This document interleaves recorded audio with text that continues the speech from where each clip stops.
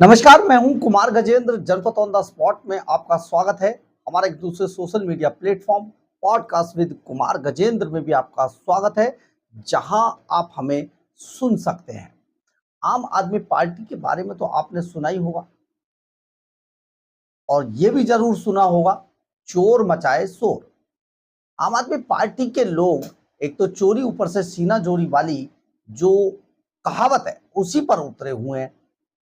घोटाले भी करते हैं, सारे कांड भी करते हैं, उसके बाद खुद ही वकील भी बन जाते हैं, खुद ही जज भी बन जाते हैं और जज और वकीलों के जो डिसीजन है वो अदालतों की फाइलों तक बंद हो जाते हैं। बाकी बाहर भाषणबाजी कुछ और हो जाती है। ये आम आदमी पार्टी का असली चेहरा और चरित्र है।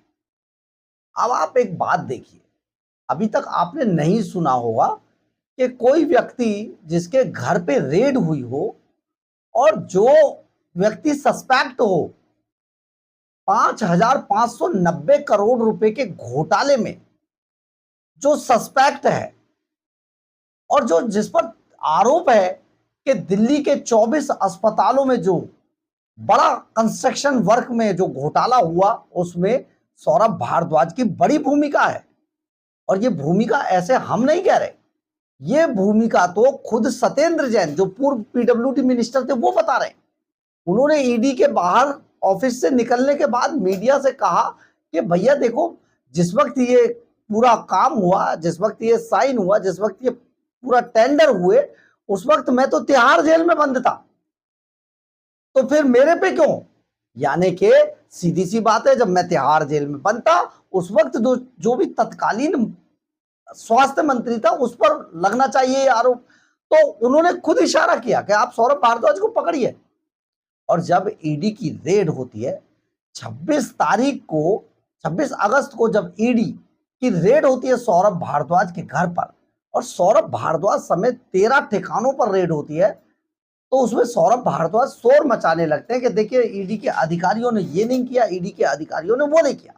ये एक ऐसे नेताजी हैं जो बेरोजगार हो चुके हैं।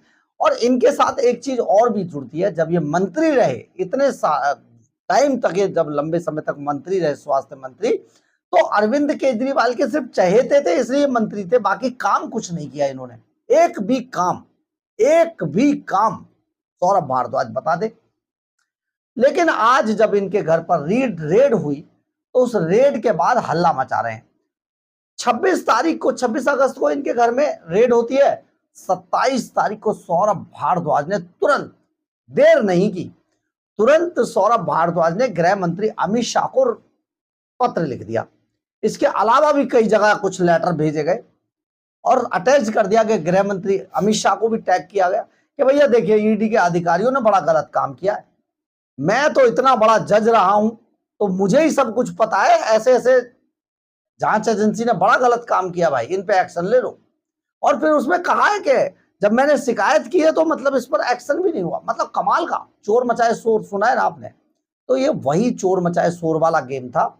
लेकिन सौरभ भारद्वाज ने बहुत जल्दी में ये ईडी अधिकारियों पर आरोप भी लगा दिए और ईडी अधिकारियों के खिलाफ पूरा पत्र लिख दिया गृह मंत्री को, ये दिखाने के लिए, उन्हें भी पता है कि इसमें कुछ नहीं होने वाला है, लेकिन जो होने वाला है उसके लिए जो किया गया ये सचमुच बेहद शर्मनाक था।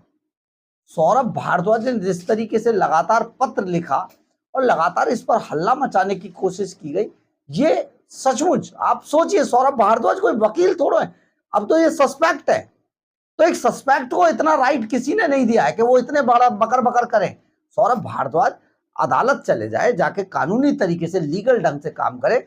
लेकिन ये क्या है, रेड होते ही कंप्लेंट है, भाई हमने तो कंप्लेंट कर दी, आप पकड़ लीजिए ईडी अधिकारियों को, हमने कंप्लेंट की, आप बड़े दूध के धुले हुए हैं जो आपके कंप्लेंट पे तुरंत ईडी अधिकारियों पर रेड हो जाएगी।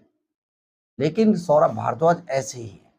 हम आपको बताते हैं कि सौरभ भारद्वाज किस तरीके से क्या क्या चीजें कर रहे हैं, क्या क्या आरोप लगाए। लेकिन इससे पहले आप सौरभ भारद्वाज की वो वीडियो देखिए जो उन्होंने ईडी रेड के बाद सोशल मीडिया पर जारी की।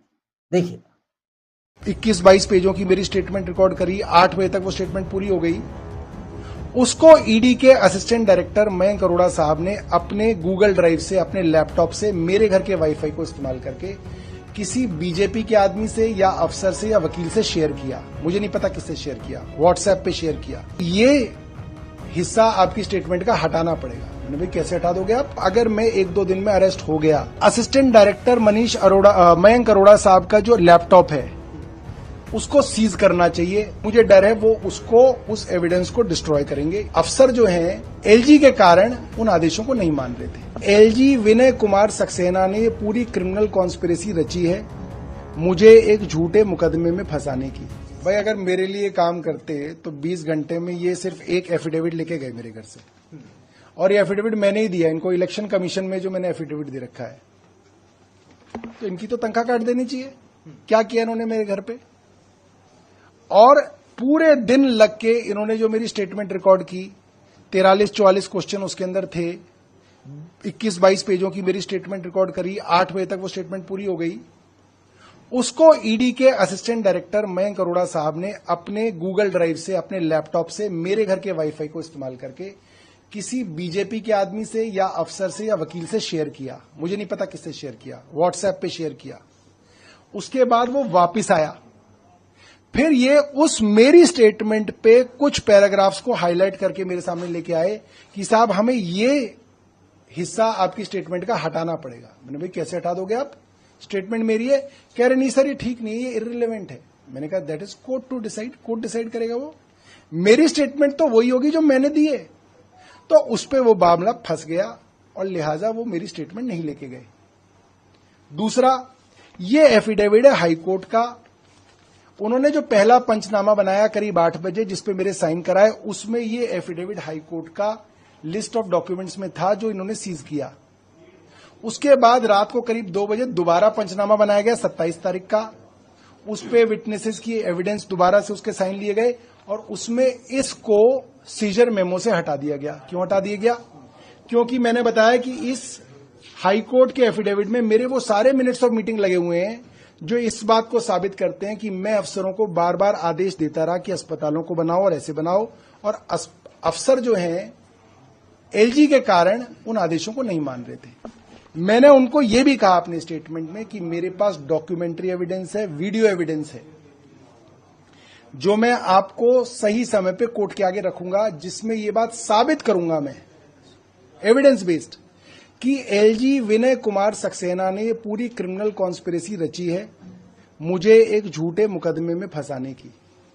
इनकी जो इन्होंने मीटिंग्स ली हैं अफसरों के साथ, अफसरों ने जो मेरे साथ मीटिंग्स ली हैं, एलजी हाउस के अंदर जो मीटिंग्स हुई हैं, मेरे पास उनके भी एविडेंसेस हैं। और मैं आपको ये बताना चाहता हूं, अगर मैं 1-2 दिन में अरेस्ट हो गया तो मेरे वकील मेरे बिना पे उन एविडेंसेस के साथ प्रेस कॉन्फ्रेंस करेंगे। आप उसको कवर जरूर करिएगा। प्रेस कॉन्फ्रेंस दूसरी एक चीज और, ये जो प्रिंटर है मेरा और असिस्टेंट डायरेक्टर मयंक अरोड़ा साहब का जो लैपटॉप है उसको सीज करना चाहिए, तुरंत सीज करा जाना चाहिए, क्योंकि उसमें फॉरेंसिक एविडेंस है कि मेरी स्टेटमेंट उसमें रिकॉर्ड हुई। उसके बाद वो स्टेटमेंट एडिट हुई, एडिट होने से पहले वो किसी अफसर के या किसी बीजेपी के आदमी के साथ शेयर हुई, गूगल ड्राइव और व्हाट्सएप के माध्यम से शेयर हुई। ये सब एविडेंस उनके लैपटॉप में मौजूद है और मुझे डर है वो उस एविडेंस को डिस्ट्रॉय करेंगे। ईडी उस एविडेंस को डिस्ट्रॉय करेगी, लिहाजा उस लैपटॉप को सीज किया जाए, मेरे इस प्रिंटर को सीज किया जाए। इसमें भी एविडेंस है कि क्या क्या चीजें इन्होंने इस प्रिंटर से प्रिंट करी और फिर सेजर मेमो में और स्टेटमेंट में उसको नहीं रखा। सर, प्रेस कॉन्फ्रेंस आपने करी, प्रिंटर आपने दिखाया, उसके बाद बयानों की भी बात आपने करी है, तो क्या कोई ऐसे कागजों के हिसाब से साइन करवाए गए या फिर फाइनल इन्वेस्टिगेशन के बाद कोई साइन आपने उनको कराया? देखिए ऐसा है, उनको ले दे के 2 डॉक्यूमेंट मिले। एक मेरा इलेक्शन कमीशन को दिया हुआ एफिडेविट है जो इलेक्शन कमीशन की वेबसाइट पे पड़ा हुआ है, पब्लिक डॉक्यूमेंट है। दूसरा, हाई कोर्ट के अंदर हेल्थ डिपार्टमेंट ने एक एफिडेविट दिया था, ये भी एक पब्लिक डॉक्यूमेंट है।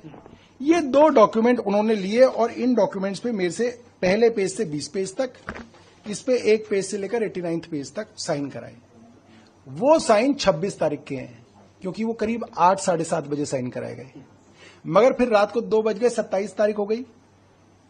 अगर कोई चीज सीजर होती है तो 27 तारीख में वो सीजर होना चाहिए, निकलते वक्त आप उस पर साइन कराते हो। वो जो साइन है मेरे इनके डॉक्यूमेंट्स पे, वो 26 तारीख के आपको मिलेंगे। और फिर दोबारा पंचनामा बनवाया गया, जिस पंचनामे में इस हाईकोर्ट के एफिडेविट को हटाया गया, क्योंकि इसके अंदर जो इंग्रेडिएंट है वो मेरे केस को मजबूत करते हैं और इनके केस को कमजोर करते हैं। इसलिए मेरी स्टेटमेंट को भी हटा दिया गया, क्योंकि उस स्टेटमेंट में इसके अंदर जो मिनट्स ऑफ मीटिंग है उस आपने देखा होगा सौरभ भारद्वाज क्या कह रहे थे, लेकिन ये सारा पूरा एक प्लानिंग के तहत जनता में ये दिखाने की कोशिश है कि हम कितने बड़े ईमानदार हैं और हमारी ईमानदारी पर किस तरीके से सरकारें हम पर रेड करा रही हैं, जबकि ये मामला बिल्कुल उल्टा है। दरअसल सौरभ भारद्वाज ये कह रहे हैं कि सौरभ भारद्वाज का आरोप है कि उनका बयान ईडी के असिस्टेंट डायरेक्टर के लैपटॉप पर रिकॉर्ड किया गया, लेकिन उस बयान को बाद में इंटरनेट के जरिए बाहर शेयर किया गया। उनके जवाब गूगल ड्राइव और व्हाट्सएप पर भेजे गए, जो ने सिर्फ गोपनीयता बल्कि जांच की निष्पक्षता पर भी सवाल उठाते हैं, खड़े करते हैं। ईडी अधिकारियों ने उन्हें बचाव दबाव में डालकर बयान बदलने के लिए कहा, खासकर उन हिस्सों को हटाने के लिए जिनमें दिल्ली के उपराज्यपाल और सरकारी अधिकारियों का जिक्र था। सौरभ भारद्वाज ने साफ कहा कि उन्होंने इस बदले हुए बयान पर हस्ताक्षर करने से इनकार कर दिया। सौरभ भारद्वाज ने यह भी आरोप लगाया कि ईडी ने जब जब्ती मेमो यानी कि पंचनामा के 2 अलग अलग वर्जन तैयार किए। पहले वर्जन में हाई कोर्ट में दाखिल स्वास्थ्य विभाग का एक अहम हलफनामा शामिल था, लेकिन बाद में उसे हटा दिया गया। भारद्वाज का कहना है कि यह सीधे सीधे सबूतों से छेड़छाड़ के मामला बनता है। सौरभ ने यह भी आरोप लगाया कि छापे के दौरान मौजूदा तथाकथित स्वतंत्र गवाह यानी पंच गवाह बिना जांचे परखे बदले हुए दस्तावेजों पर साइन कर देते रहे और इस पूरी प्रक्रिया की निष्पक्षता और पारदर्शिता पर और सवाल खड़े होते रहे। मतलब सौरभ भारद्वाज खुद ही बन रहे हैं, खुद ही आगे बता रहे हैं, खुद ही गवाह हैं, खुद ही सब कुछ कर रहे हैं।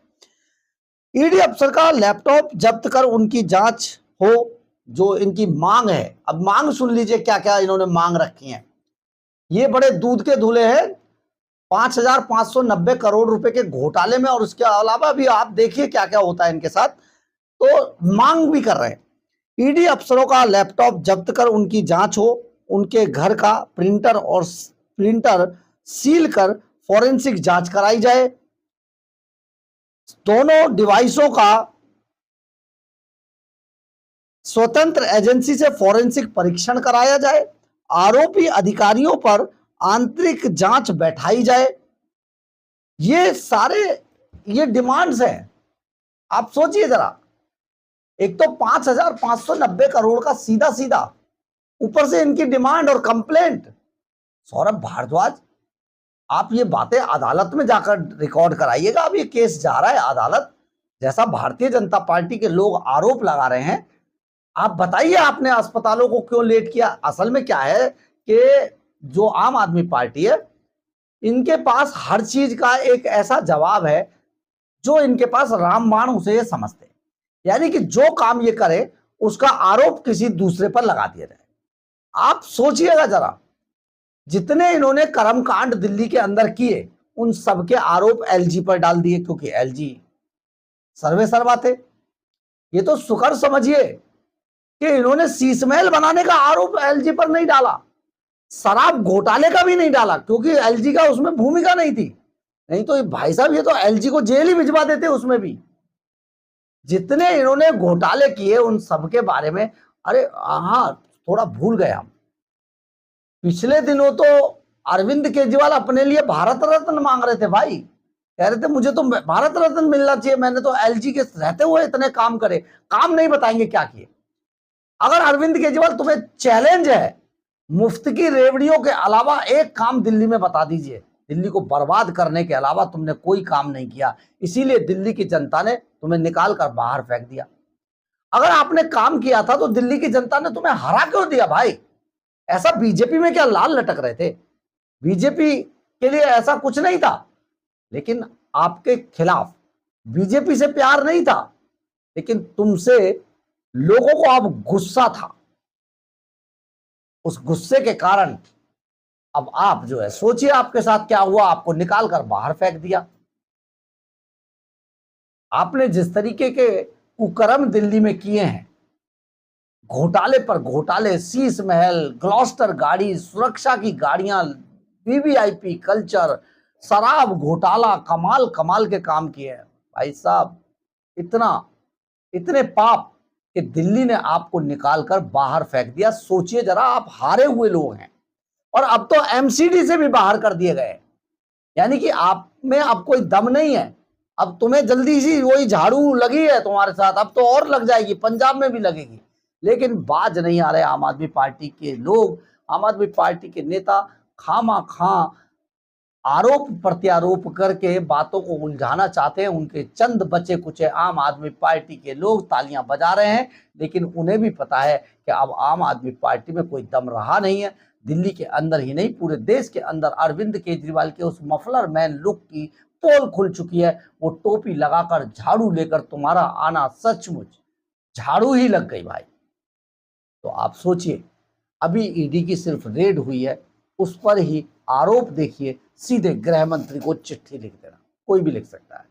बहरहाल, अगर आपको हमारी ये खबर अच्छी लगे तो आप इसे लाइक, सब्सक्राइब और शेयर जरूर करें। कमेंट्स बॉक्स में अपनी राय जरूर लिखें, इससे हमें बहुत ऊर्जा मिलती है। जय हिंद,